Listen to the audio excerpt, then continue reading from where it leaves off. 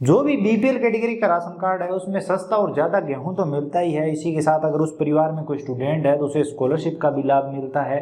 इसी के साथ उस परिवार के सदस्यों को लोन लेने में आसानी होती है। इसी के साथ उस परिवार के सदस्यों को वो मकान मिलता है, उन्हें चयनित कहा जाता है, आम भाषा में चयनित कहा जाता है। अब बीपीएल कैटेगरी के बारे में आप सभी ने ये तो सुन रखा होगा। चलिए आज की वीडियो में बात करते हैं कि क्या आज के टाइम में कोई बीपीएल कैटेगरी में शामिल हो सकता है और बीपीएल कैटेगरी में शामिल होने का मतलब क्या है और किस तरह से बीपीएल कैटेगरी का राशन कार्ड बनाया जा सकता है और किस तरह से बीपीएल कैटेगरी में शामिल होकर हम ढेरों लाभ ले सकते हैं और कौन बीपीएल कैटेगरी में शामिल करता है और पहले किस तरह से बीपीएल कैटेगरी में लोगों को शामिल किया जाता था। इन सभी के बारे में आज की वीडियो में कंप्लीट डिटेल में बात करने वाले हैं। तो चलिए शुरू करते हैं। सबसे पहले शुरुआत करते हैं पुराने टाइम से। पुराने टाइम में क्या होता था कि लोगों को ऐसे बीपीएल कैटेगरी में शामिल कर दिया जाता था, जबकि इसका मतलब ये है कि बिलो पॉवर्टी लाइन, यानी कि जो लोग गरीबी रेखा से नीचे हैं उन्हें बीपीएल कैटेगरी में शामिल किया जाए। लेकिन मैं हमारे गांव का आंकड़ा देखूं, मैंने यहां पर देखा है तो जो लोग समर्थ थे उन्हें बीपीएल कैटेगरी में शामिल किया गया है। ये हकीकत है, वास्तविकता ही है, लेकिन इसका मतलब कुछ और ही है। तो उस टाइम क्या होता था कि ये सरपंच के हाथ में होता था और वो अपने हिसाब से देखता था कि हाँ इन परिवारों को शामिल कर देना चाहिए, तो उन परिवारों को वो बीपीएल कैटेगरी में शामिल करवा देता था। इसके लिए वो आवेदन फॉर्म वगैरह का सिस्टम नहीं था, उनके पास ही था वो जो था, और उस तरह से उन्हें बीपीएल कैटेगरी में शामिल कर देता था। उसके बाद जो लोग बीपीएल कैटेगरी में आ जाते थे उन्हें इंदिरा आवास के तहत आवास मिलते थे, यानी कि उन्हें मकान मिलते थे। उस टाइम पर मकान के ये 1,20,000 रुपये नहीं मिलते थे, 10-12,000 रुपये 15,000 रुपये मिलते थे। इसी के साथ उन्हें अपने पशुओं पर और लोन वगैरह मिल जाता था आसानी से, जो बीपीएल कैटेगरी के होते थे, और गेहूं तो सस्ता मिलता ही था। तो ये सब था, और तेल वगैरह चीनी वगैरह भी मिलती थी। तो इस तरह से लोगों को बीपीएल कैटेगरी में शामिल किया जाता था। और जो लोग चयनित होते थे, यानी कि जो बीपीएल में आते थे, उन्हें आवास का बड़ा फायदा था।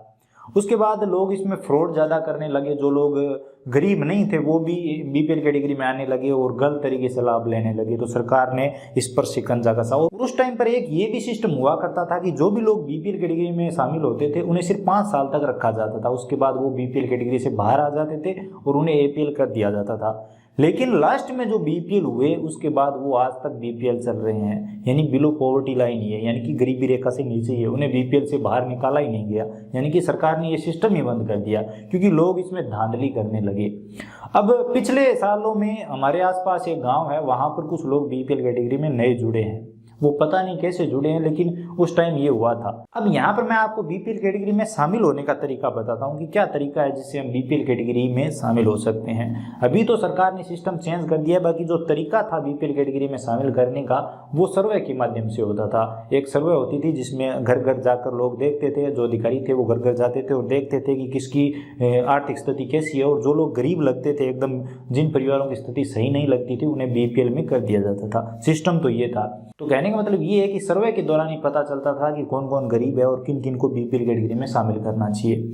तो इसीलिए आप सभी को पता होगा सामाजिक आर्थिक जो जनगणना हुई थी वो 2011 में हुई थी, और उसी जनगणना में जो लोग गरीब थे, जिनकी आर्थिक स्थिति सही नहीं थी, उन्हें सामाजिक आर्थिक जनगणना में शामिल किया गया था और उन्हें कई लाभ भी मिलते हैं। जैसे चिरंजीवी योजना में वो फ्री में जुड़ सकते हैं। तो जब भी जनगणना हो या फिर आपके घर पर कोई भी सर्वे करने के लिए आए तो इस बात का पूरा ध्यान रखें, उसे ऐसे ही मजाक में मत उड़ाएं।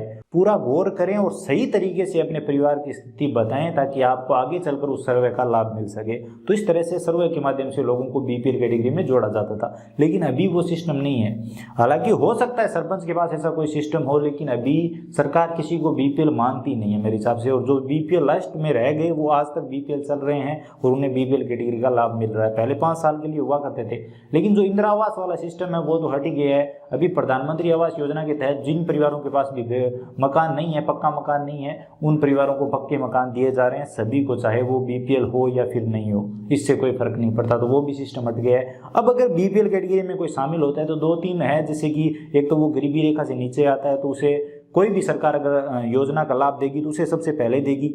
इसी के साथ अगर कोई अब बीपीएल कैटेगरी में होता है तो उसे छात्रवृत्ति योजनाओं जैसी योजनाओं का लाभ मिलेगा। इसी के साथ गेहूं तो सस्ता मिल ही रहा है। इसके अलावा भी कुछ योजनाएं हैं जिनमें सिर्फ बीपीएल कैटेगरी वाले ही अप्लाई कर सकते हैं। तो इस तरह से अब बीपीएल कैटेगरी वालों को लाभ मिल रहा है, लेकिन जो आवास वाला सिस्टम था वो तो अब हटा दिया गया है।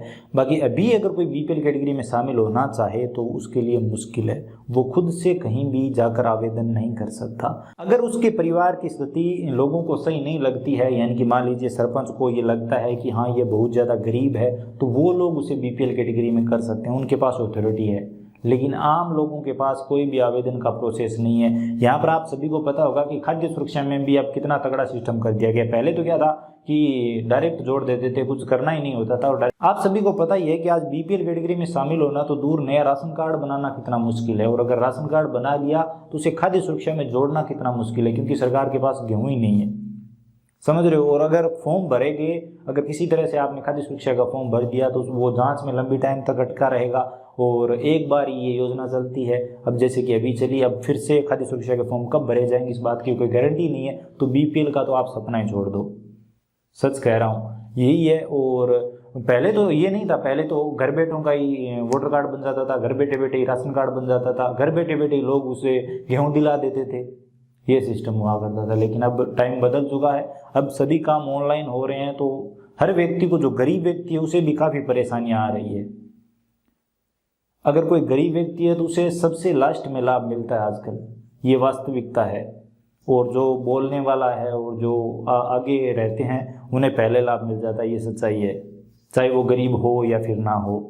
तो ये वास्तविकता है। बाकी बीपीएल कैटेगरी का मैंने आपको बता दिया है कि क्या है और किस तरह से लोगों को बीपीएल कैटेगरी में शुरुआत में जोड़ा गया था। अब बीपीएल कैटेगरी के बारे में जानने के लिए मैंने 10 से 20 लोगों से बात की है हमारे गांव के, और जो भी मुझे पता चला कि किस तरह से सरपंच अपने आसपास के और अपने करीबी लोगों को जोड़ता था, उसके बारे में मैंने आपको बताया है। बाकी हो सकता है आपके क्षेत्र में बीपीएल कैटेगरी में जोड़ने का कुछ और तरीका रहा हो, प्लीज़ कमेंट सेक्शन में ज़रूर बताइए, हम उस पर ज़रूर बात करेंगे। हो सकता है आपके पास कोई इंटरेस्टिंग तरीका हो या फिर बात हो तो वो आप कमेंट सेक्शन में बता सकते हैं। तो उस टाइम इस तरह से होता था, सभी काम ऑटोमेटिक होते थे, ज़्यादा लोगों को परेशानी नहीं आती थी क्योंकि इतने डॉक्यूमेंट ही नहीं थे।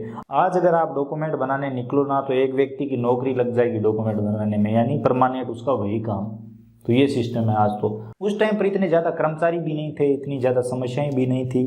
तो ये है, उम्मीद करता हूँ आपको कुछ नया सीखने को मिला होगा। बाकी आप कमेंट सेक्शन में जरूर बताइए कि बीपीएल कैटेगरी में अब आपके क्षेत्र में कोई शामिल हो रहा है या फिर नहीं, क्या आपके क्षेत्र में इस तरह का काम चलाया जा रहा है, लोगों को बीपीएल कैटेगरी में शामिल किया जा रहा है या फिर नहीं। अगर वीडियो इन्फॉर्मेटिव लगा हो तो लाइक जरूर करिए, अपने दोस्तों के साथ शेयर करिए, चैनल पर नहीं हो तो सब्सक्राइब कर लीजिए, बेल आइकन प्रेस कर लीजिए। इसी के साथ अगर आपके मन में कोई भी सवाल या सुझाव है तो आप कमेंट सेक्शन में बता सकते हैं। कमेंट सेक्शन में हम उसके बारे में बात करेंगे, और अगर कोई सीरियस टॉपिक हुआ तो उस पर हम अलग से वीडियो जरूर बनाएंगे। और हाँ, ये वीडियो भी हम किसी की रिक्वेस्ट पे बना रहे हैं, पूछ रहे थे कुछ भाई, तो मुझे लगा कुछ रिसर्च करनी चाहिए और आप सभी को बताना चाहिए कि किस तरह से लोगों को बीपीएल कैटेगरी में जोड़ा जाता था। अगर आपको वीडियो पसंद आया तो लाइक जरूर करिए। तो चलिए मिलते हैं अगले वीडियो में, तब तक के लिए जय हिंद, वंदे मातरम।